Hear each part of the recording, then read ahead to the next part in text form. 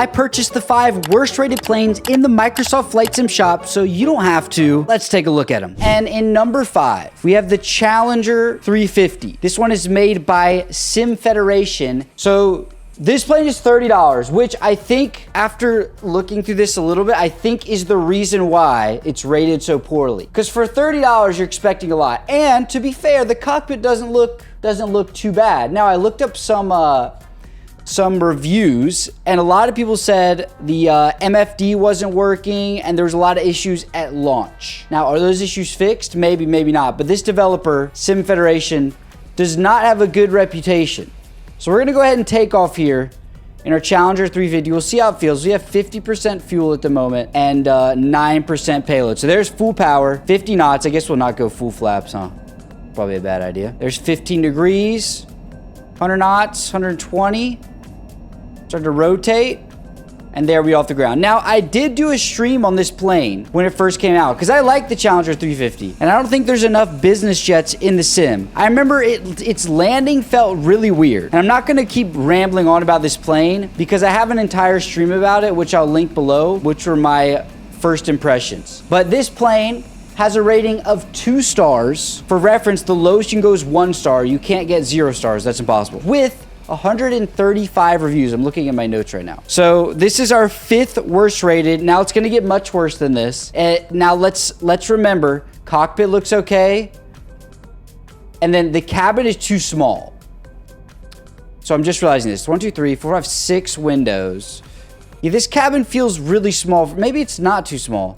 A Challenger 350 is not a small plane. That's the thing. I guess it's the right size. I don't know. Everything's very shiny in here though. But what I was getting at was, there is a cabin and there is a decent looking cockpit, which can't be said for a lot of these planes. So let's land this thing and then we'll move on to the next one. And like I said, I think if this was a sub $10 plane, I think it would have much better reviews. But when you're paying you can get a good plane for 30 bucks. 30 bucks is a significant amount of money. So spending 30 bucks on this is unthinkable for most people. And that is definitely a big reason why this has horrible reviews. Let's see this landing. No call outs, no nothing. A little bit late. There's our touchdown. Not awful. Ooh, okay. This reverse thrust.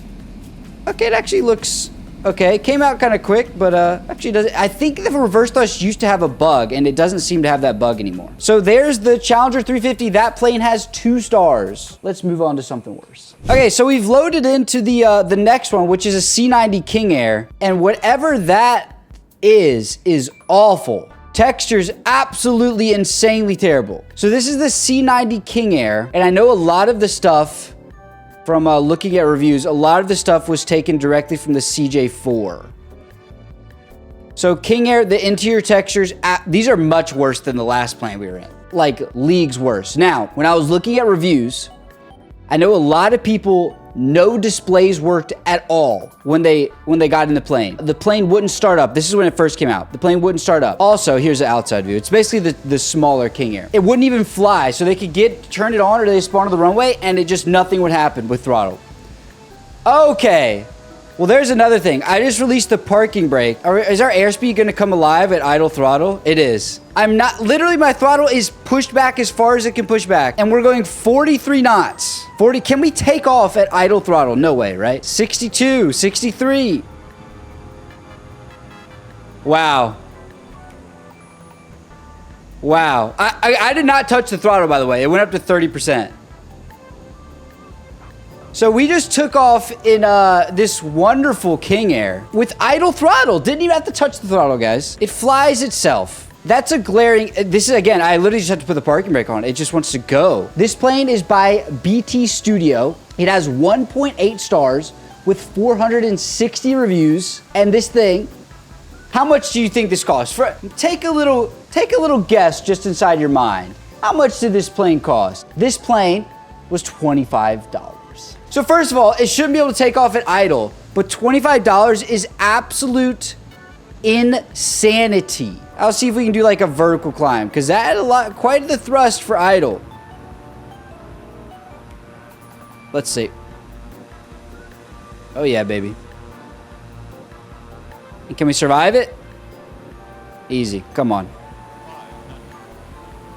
Oh, maybe not. Oh, we're dead. Anyway, let's land this thing.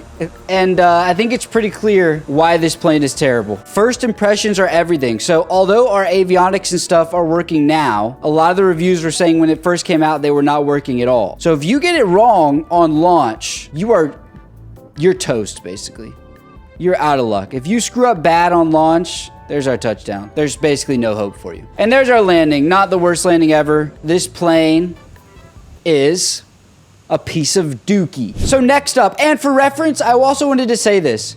If there's multiple planes from the same developer that are all like in second place, I only did one plane because trash developers are trash developers. So it makes more sense to do that way. Trust me, by the end, you'll understand why I did that. But next up, we have the Four Simmers 787-9. Now this plane got a lot of sales because if I found the correct price, it was only like 16 bucks. Which for an airliner is super cheap for anything that's even remotely good. So this is the 787-9. Now, I'm gonna tell you right now, you probably know if you're watching this video, maybe you don't. Why does this have such a bad rating? For reference, this plane has 1.6 stars with 2.9 thousand reviews. Take a guess. Why did this have such terrible reviews? Why? Because if you're just looking at it right here, it's like, oh, it's not that, I mean, this is a little weird how it's so far out, but that's not that bad. The reason this plane has awful reviews is people don't read descriptions. And this plane requires Premium Deluxe, the more expensive version of the sim, to work because Premium Deluxe has the 787-10, which this is based off of. So if you don't have the 787-10, this thing's textures are gonna be on wonky. It's not gonna work for you. So a lot of people have purchased this plane, and I've seen firsthand experiences from those people because they're in my Discord and stuff, and they ask why it didn't work. And I always have to tell them to read the description because if you don't read the description, you're not gonna know. But you know, that's neither here nor there. The plane does not deserve 1 point whatever stars. To me, it feels identical to the 787-10, which I don't think feels great to fly. There's another 787, I think the -8. I don't remember the developer's name, that I like a lot better. It feels a lot more natural, I guess. I know this approach here is a little bit crazy, but we'll see if I can give it a decent landing. Say if you didn't need the 787-10, or if people knew that that's what you needed, I could see it having 3.5 stars, 3 stars, something like that. Our gear's out, right? Yep, just making sure. We're very fast landing, but it's okay. We're gonna land at 180-ish knots. Oh, that actually wasn't that bad. I thought we were gonna smack the ground. That 50 started real quick. And there we go. 787-10, we're about to have a head-on collision with an A320, very nice. But yeah, this plane does not deserve as bad reviews it got. You need the Premium Deluxe for it to work, and that's that, basically. Okay, so I actually lied. I forgot that I had 2 Sim Federation planes on the list. This is the Phenom 300. This plane's been out for a long time. How much did it cost? Almost $30. Let me just go in here and read some of this because it's pretty crazy. See, this is January, that's 2024, so this is earlier this year. I just purchased the aircraft yesterday and I regret the purchase. Not only I can't zoom in on the map, but I can't even get the flaps work, and the default configuration says it's out of center of gravity limits. You can't even put 50% fuel and 2 pilots in the thing without it being out of limits. It seems par for the course with this developer. Everyone agrees this is the terrible developer. So kind of the same issues as the Challenger 350, where things just didn't work. We do have a modeled cockpit though with the famous Embraer freaking wing yoke looking thing. Again, textures are not, everything's just shiny. Like even the seats, to be fair, it is modeled. It is modeled. So we won't spend too much time on this because I really want to show you guys the last developer because they're just that bad. Anyway, this plane has 1.3 stars and 74 reviews. Let's see. Oh, I do remember one thing with this. Let me see if it's still like this. So you can put the flaps up, but then you cannot put them down again. Here's what I have bound to flaps right here, right? So I can put the flaps up, which is up right there. And now we have no flaps, but I can't put the flaps back down. That right there makes the plane worthless. Let's just make sure in here. Yeah, look, no flaps, full flaps, and nothing changes. Okay, so now we're stuck with no flaps. Let's just do a no flap takeoff. We'll do a no flap takeoff because we're kind of forced to at this point. Let's get a little higher in the cockpit. Cockpit perspective is a little weird as well. Come on, there's 60 knots. We're gonna need what, 150 knots of airspeed to take off or something like that? 160, still can't take off. 170, there we go. 170 knots, which probably exceeds what the limits for these tires are. And the Phenom 300 is a cool plane, so this really is a shame. So, okay, let's do a no flap landing, let's call it, because this thing is a piece of trash, okay? Okay, here we go. 200 knot landing in a business jet. What will happen? Will we die? Probably. 200. Very shallow because you have so much freaking speed here. I really can't flare because if I do, we're just gonna climb. Come on. Just let it do its thing all the way down. I'm not touching anything. We're just gonna let it go. And we're still going. Come on. Come on. There we go. Little off center. Little off center there. Oh, there goes our speed. So we can't use speed brakes in air, but the spoilers come out on the ground.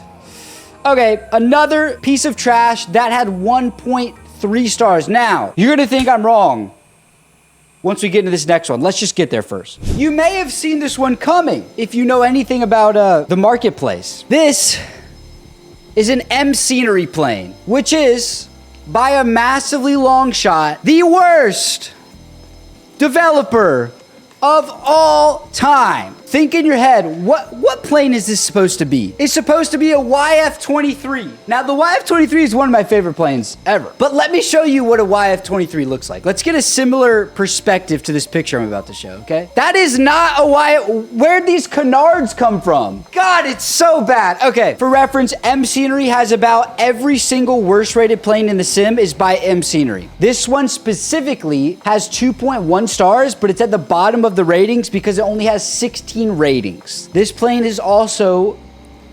$15. Cockpit, horrid. Horrid just as every other M Scenery cockpit is. Textures on the outside are also bad if we get close here.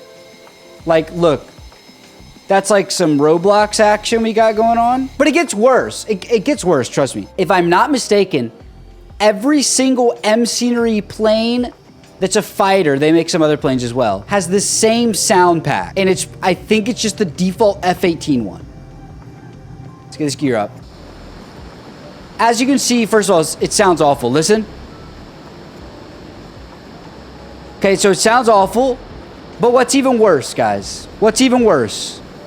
None of the fighters have afterburners. None. I'll even press my button to have bound for afterburners like the F-18. Nothing. Look. They don't even have the heat. What's the word for stuff when heat, like distortion? None of it. And I believe this from the bottom of my heart should actually be banned on the store. It just makes no sense. Like, I don't understand why they were ever allowed to be in the store. Like, what is with the... Wait.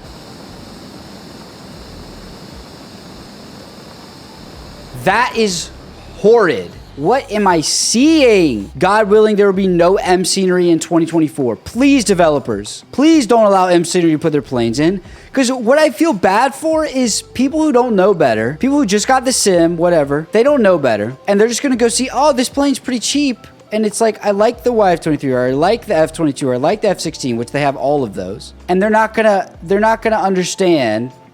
And obviously, you should do your own due diligence, but they're not going to understand why this is so much worse than, you know, another developer. I actually feel terrible for people who buy these. For the love of God, don't buy anything by M Scenery ever in your life. And those are the top 5 worst planes in the sim.